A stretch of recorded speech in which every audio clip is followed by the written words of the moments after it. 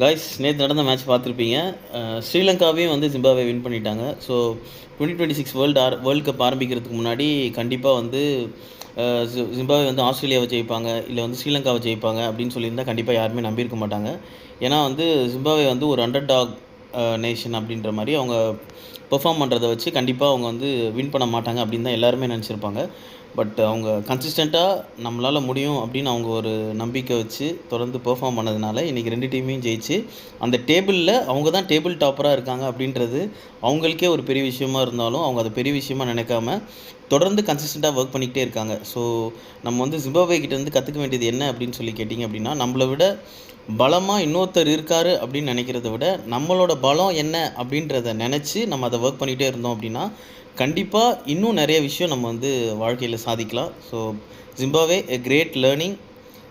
Thank you.